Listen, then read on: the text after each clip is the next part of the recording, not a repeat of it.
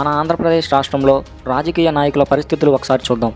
మా అన్నయ్యకు ఓటు వేయొద్దు, ఆయన మానసిక స్థితి సరిగా లేదు అని స్వయంగా జగన్ గారి ఇద్దరు చెల్లెళ్ళు చెప్తున్నారు. మా ఆయనకు మాత్రం ఓటు వేయొద్దు అని దువ్వాడ శ్రీనివాస్ గారి సతీమణి వాణి గారు చెప్తున్నారు. మా నాన్నకు ఓటు వేయొద్దు, ఆయన్ని ఓడించండి అని స్వయాన బూడి ముత్యాల నాయుడు గారి కొడుకు చెప్తున్నారు. మా నాయన మాటలు పట్టించుకోవద్దు, ఆయన మూలాన మా కుటుంబం పరువు పోతుంది అని స్వయాన ముద్రగడ పద్మనాభం గారి కూతురు చెప్తున్నారు. మా మామ అంబటి రాంబాబు వంటి వ్యక్తికి ఓటు వేయవద్దు, అతని వ్యక్తిత్వం మంచిది కాదు అని స్వయంగా అంబటి రాంబాబు గారి అల్లుడు చెప్తున్నారు. వాహ్, ఏమి నాయకులు, ఏమి సమూహం!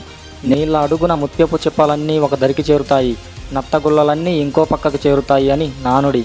కుటుంబ సంబంధాలకు, మానవ సంబంధాలకు, సామాజిక సంబంధాలకు విలువివ్వని ఇటువంటి వారు అందరూ కలగలిసిన సమూహం ఒక దరికి చేరారు. వీళ్ళు మన నాయకులా? ప్రజలే ఆలోచించుకోండి, రానున్న ఎన్నికలలో మీ ఓటు ఎవరికి అని.